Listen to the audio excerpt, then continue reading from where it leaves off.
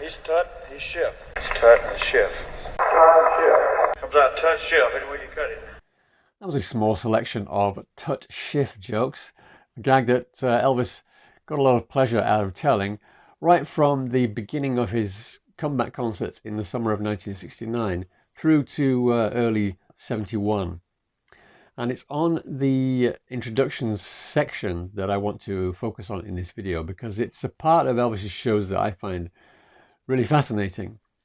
I'd like to look at how Elvis used that time, why it was such an important part of his shows, and how the intros section changed over the years. Along the way, I'll be looking at some of the interesting things, funny things that were said on stage, and towards the end, I'll also show you, I'll share with you a few of my favorite intros as well.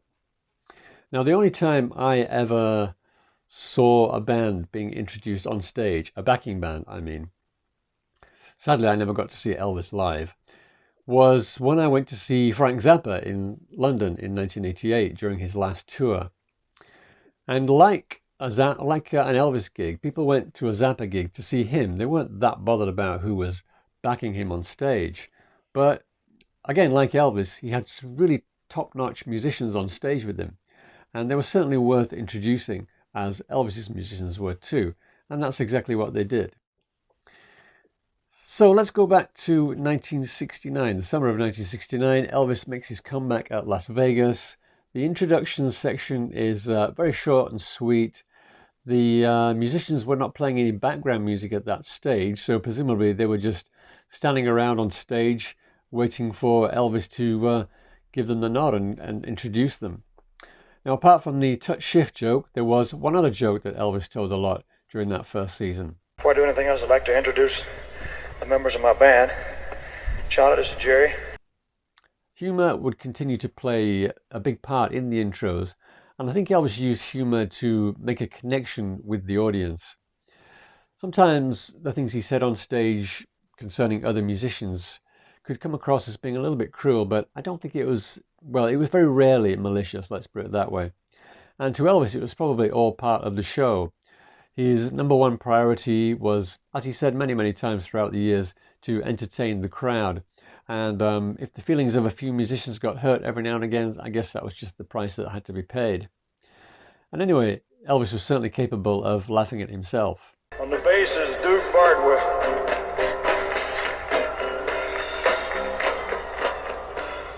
Bardwell? What kind of name is that? That's bad as Elvis! So that was Elvis having a little go at Duke Bardwell, the bass player. Certain musicians came in for more stick than others. None more so than rhythm guitarist John Wilkinson. My favorite guitar player on lead guitar, ladies and gentlemen, James Burton. James. My least favorite guitar player on rhythm, John Wilkinson, ladies and gentlemen.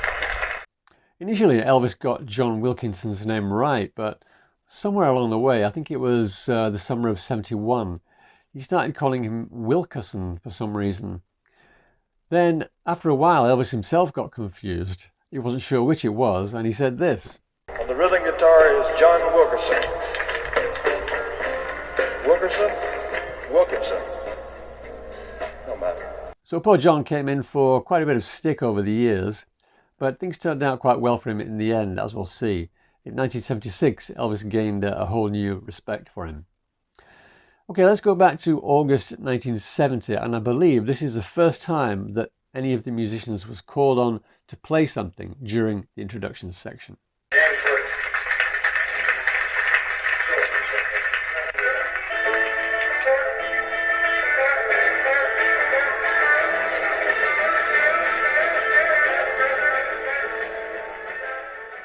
Later on in the 1970s, it became standard for musicians to play solos in the intros section, but back then in 1970, it was only Johnny B. Goode that was played every now and again, and in fact even that wasn't permanent. After a while, they moved Johnny B. Goode to an earlier slot in the performance, and the introductions went back to normal.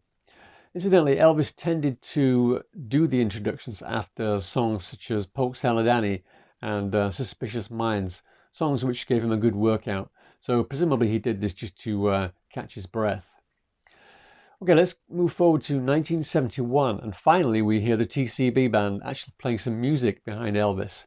And it's a funky little vamp that went something like this. Young ladies that open our show tonight, the Sweet Inspirations. Little girl with a beautiful high voice.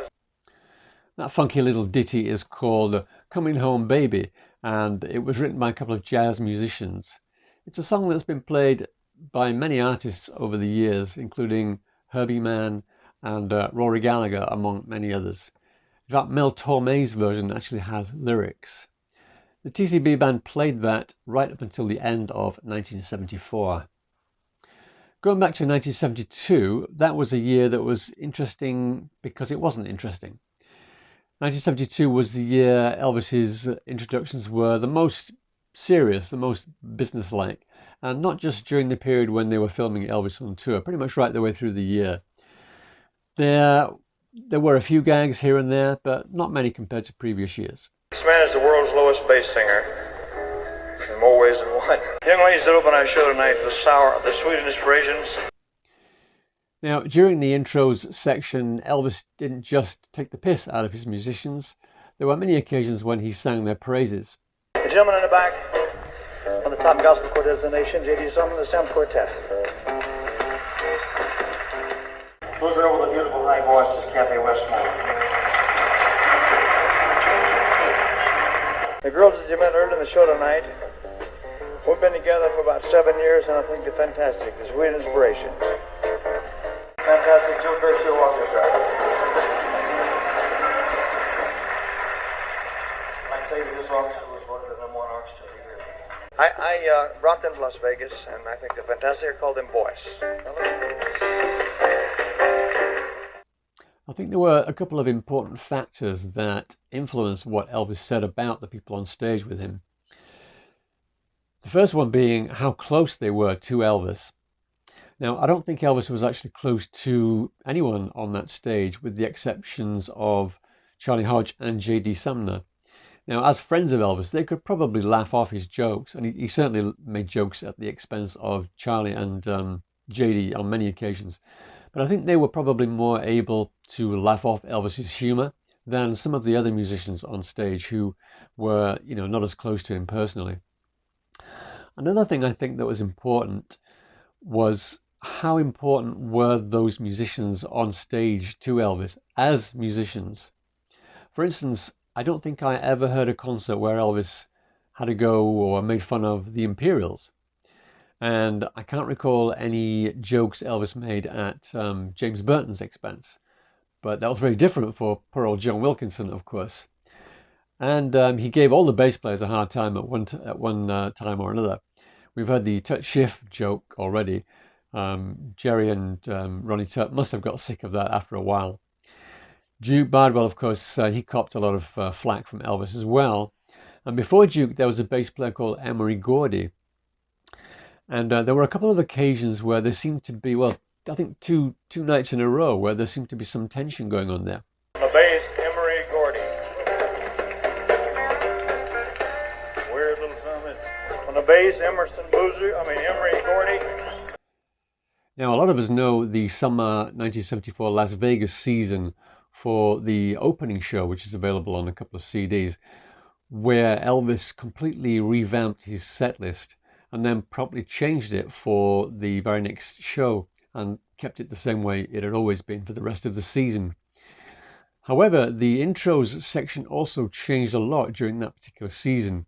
For one thing, they became longer as Elvis started talking a lot more. He started talking about karate, for one thing. And then on the last night of the engagement on September the 2nd, 1974, Elvis invited James Burton to play something. And then you can hear him directing James's solo. First he tells him to keep going, and then he tells him to play wah-wah guitar.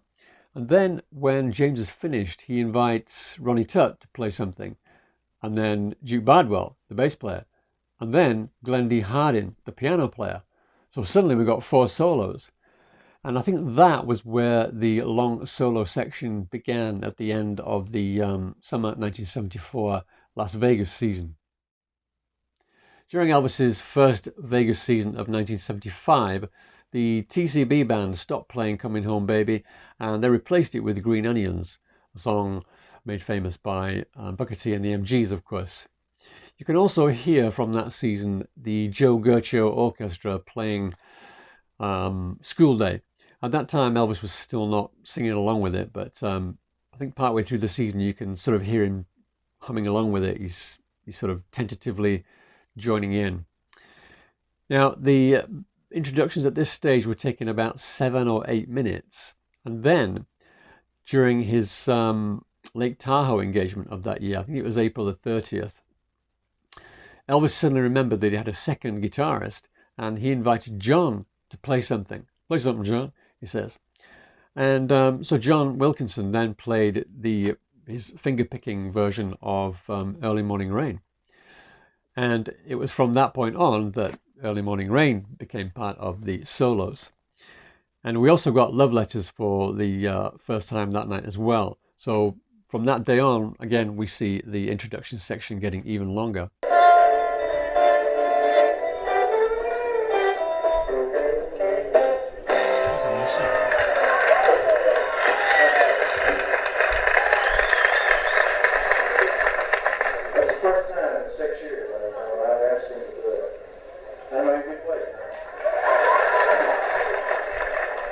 In July 1976, the TCB band stopped playing Green Onions and they replaced it with a jazzy little number. It's not familiar to me. I'm not sure if they were improvising or whether it's a cover of some other song, but they certainly played it regularly. And here's a quick snatch of it. If you know what it is, please let me know.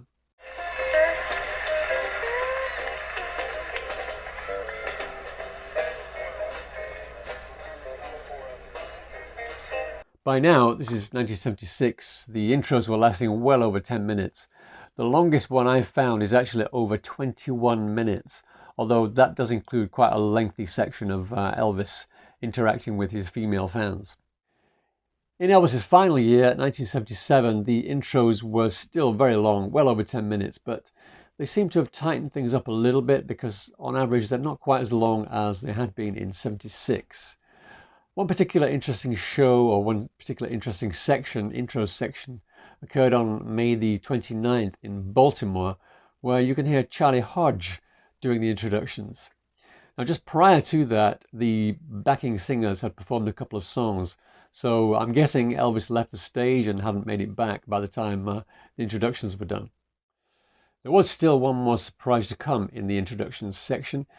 That was, in fact, the very next night in Jacksonville, May the 30th, 1977. After the piano solo, Elvis asked the band if they knew the song I Really Don't Want to Know.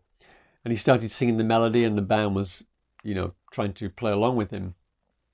And once they got the key sorted out, they did a really good version of it, considering it was impromptu. And they actually did it every night after that. I think it was pretty much every night until the very last concert. So that became another part of the introductions. And that version that Elvis did on June the 26th in Indianapolis at his last concert is very, very powerful. Now, at that concert, the drummer was Larry London. I think Ronnie Tutt had to leave the tour for personal reasons. So the last 3 nights the drums were played by other drummers. Larry London played 2 concerts. And even there, poor old Larry is only playing 2 concerts. But even then, the King couldn't resist making a little joke. On the drums, ladies and gentlemen, that's his job. His name is Larry London. He's about the size of one.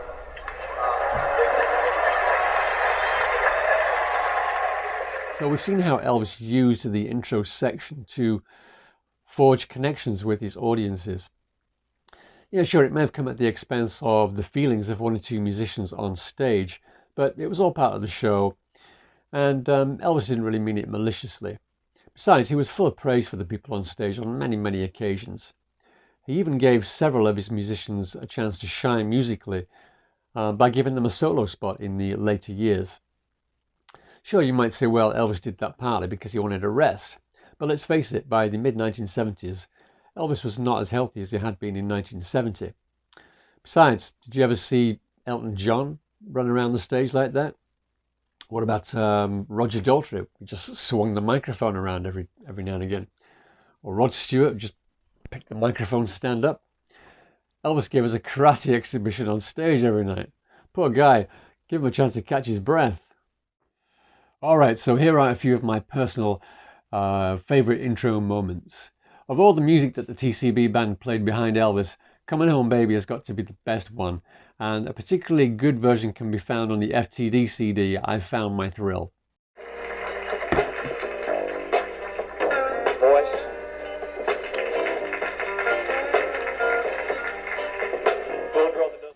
During the August 20 dinner show in 1974, the band was playing a little bit loud. Elvis was getting a bit distracted, so he had this to say.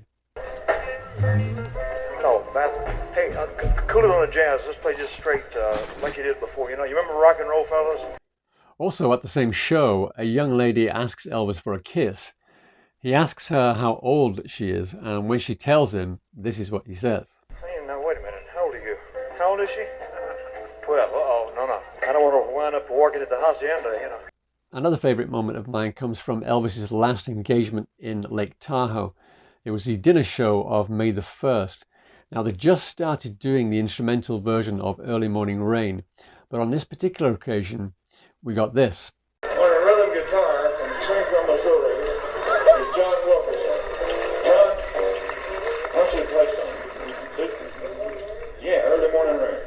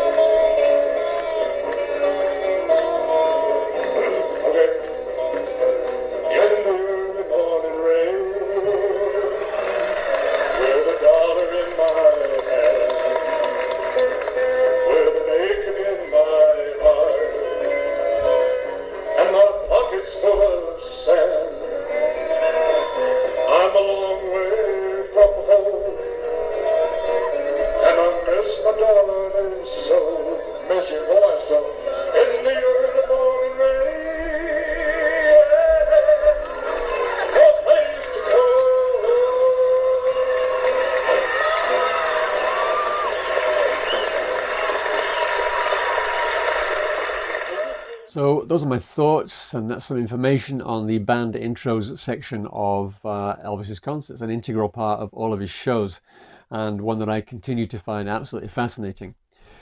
Do you have any favourite intro section moments that you've heard over the years? Do let me know. Do you think Elvis went a bit too far with his humour on occasion, or was it all just good, clean fun? Again, let me know in the comments section below, and thanks very much for watching. Cheers.